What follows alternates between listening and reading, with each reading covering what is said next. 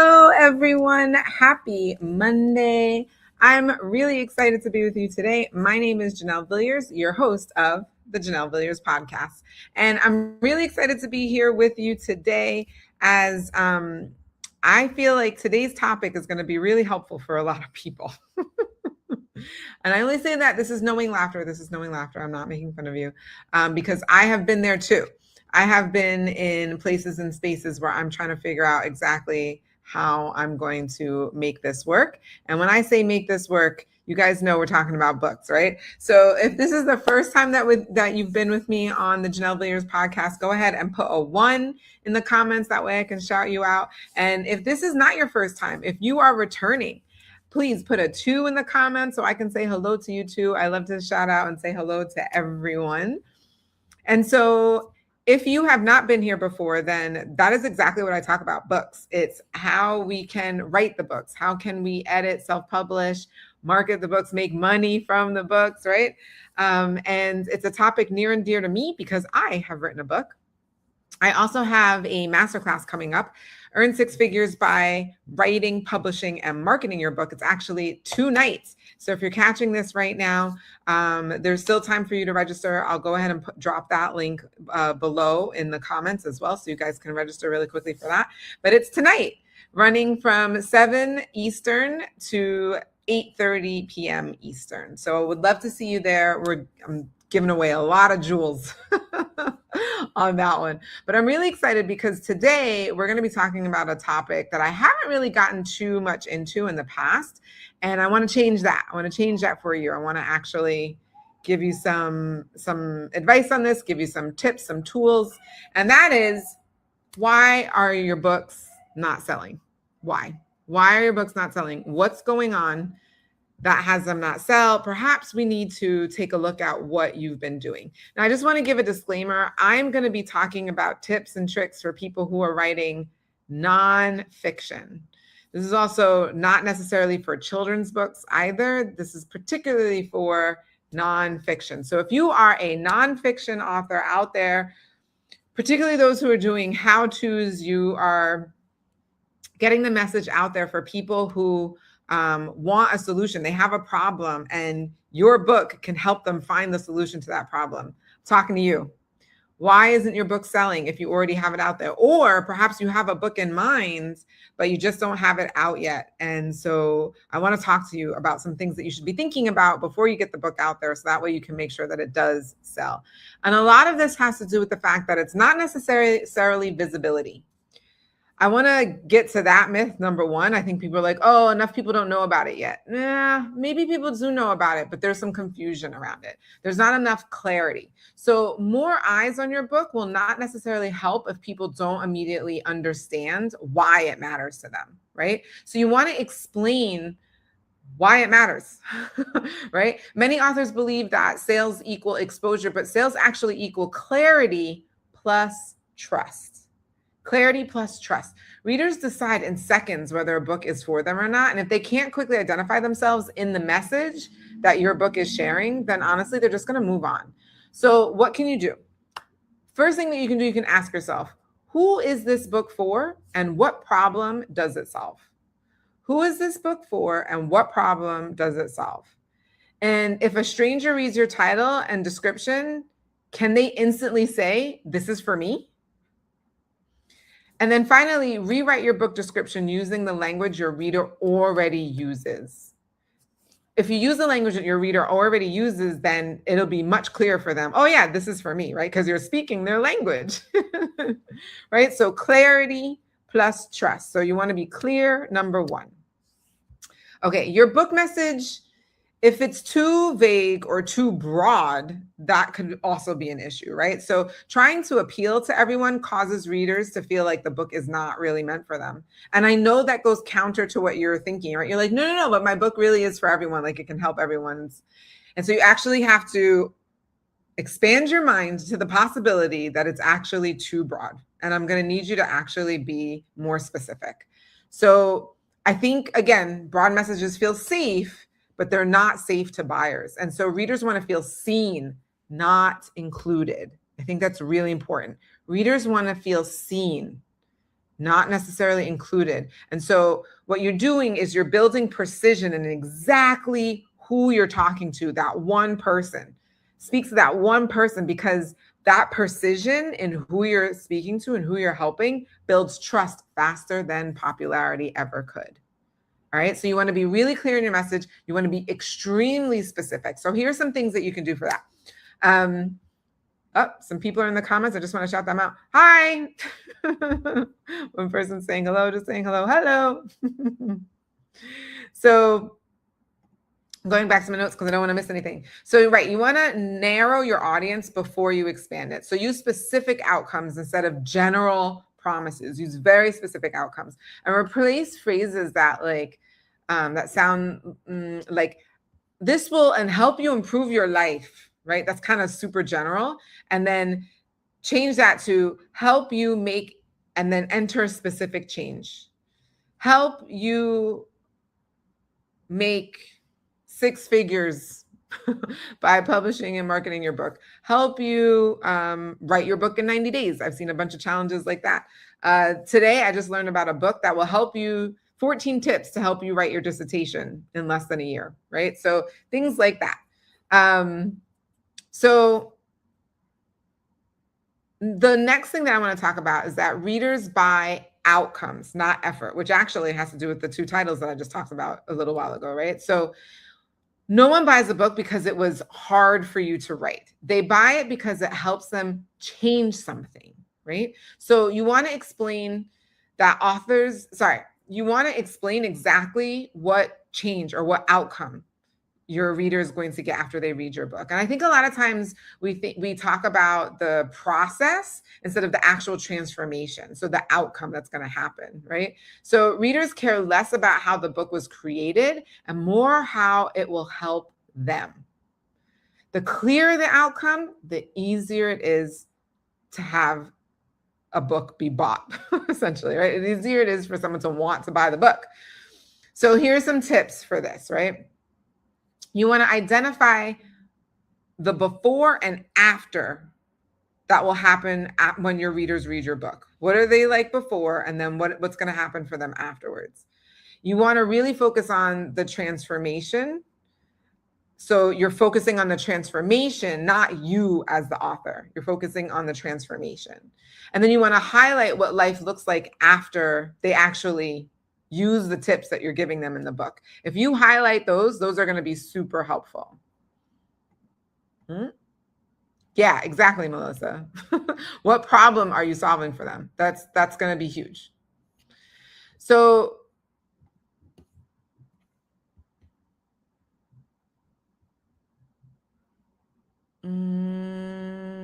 okay, so here's the other thing that I was thinking about.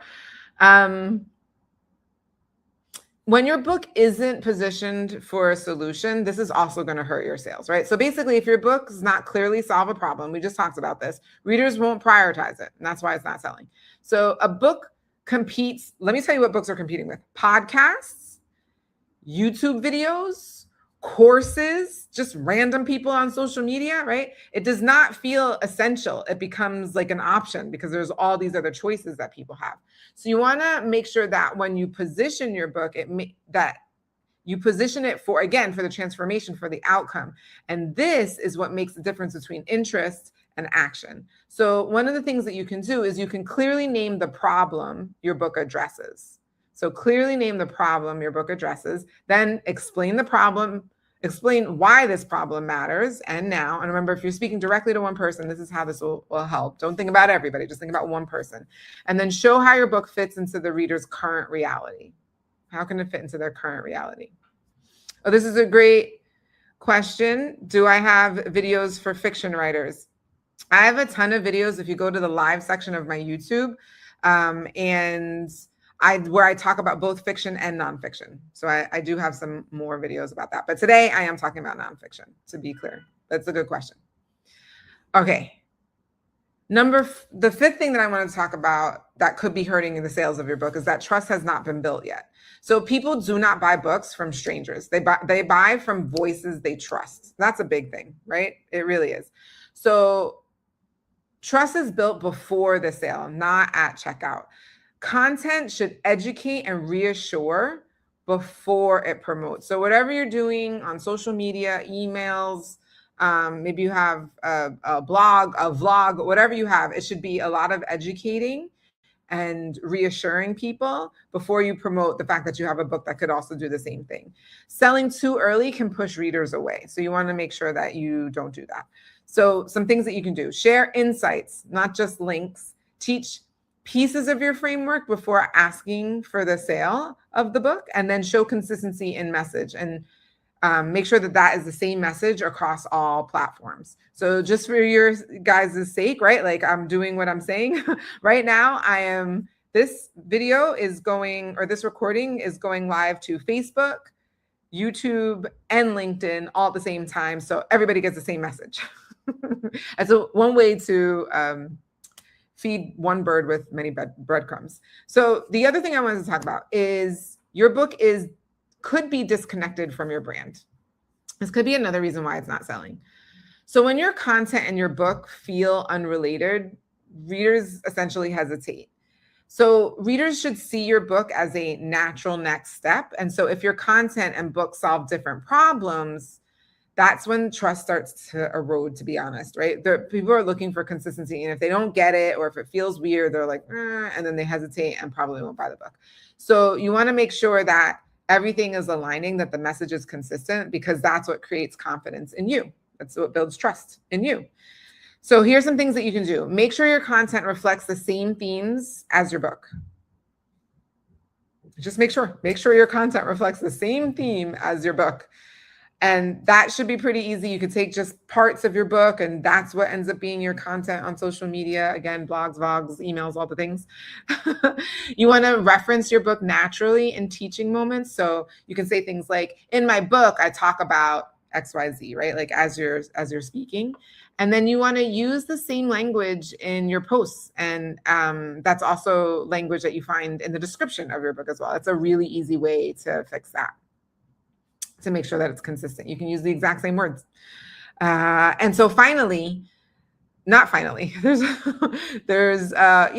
is the last thing. So one more thing I wanted to say that could be the reason why your book isn't selling is it could be that you're treating promotion or marketing like the fix instead of the final step. And so the key here is that promoting your book, marketing your book works best when the foundation is already strong.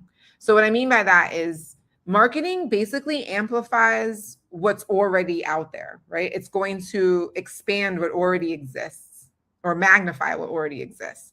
So if the message is unclear, then basically you're just promoting confusion. You're just magnifying confusion. You don't want that. So fixing fundamentals, will save you time and money. So you want to make sure that you really get those foundational aspects in place that I talked about before.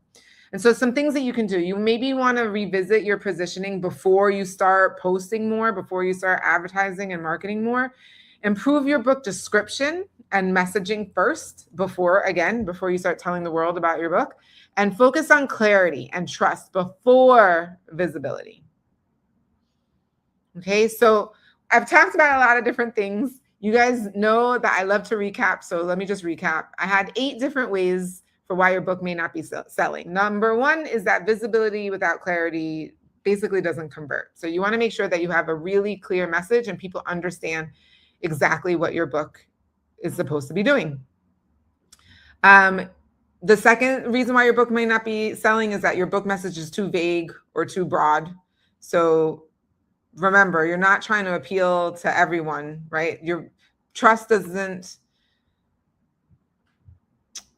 comes when people feel seen, not when they feel included. So focus on that. Focus on really understanding, like, the one person. Think of one person. If you think of one person who this book is for, that'll help you really nail it down. And I know it feels scary because you're like, it could be for everyone. But believe me, when you really focus in on that one person, that will do it. Narrow your audience before you expand it. Okay. The third reason why your book may not be selling is that readers are really interested in buying the outcome. What's the transformation that's going to come from reading this book, not the effort that it took for you to write it. The fourth reason why your book may not be selling is because you're not positioned as a solution. So people don't understand what clearly your book could be able to solve for them. The fifth reason why your book may not be selling is that the trust just hasn't been built yet.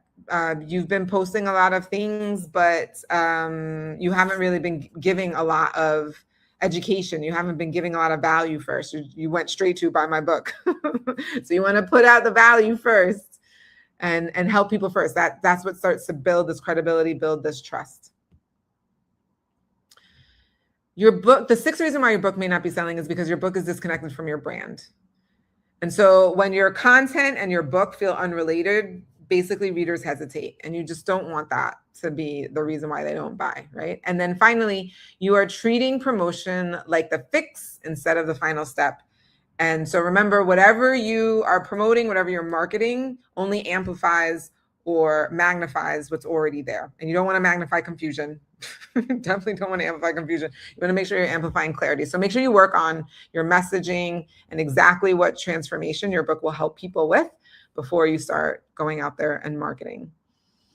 So I want to encourage all of you, if you have found this helpful, please, yes, Melissa, I totally agree. Don't be pushy salespeople. No one likes to do that, and no one likes to be that, right? That's the honest truth. So the good news is you don't have to, because I'm not recommending that you do that. Give a ton of value first. And so at this point, if you've been getting a lot of value, if you found this really helpful, go ahead and put a V in the comments and let me know. If you have any other questions, go ahead and put those in the comments. I'm really excited to answer any of your questions. And if you're watching this on the replay, same thing. Go ahead and put your questions in the comments. I would really love to answer any of your questions.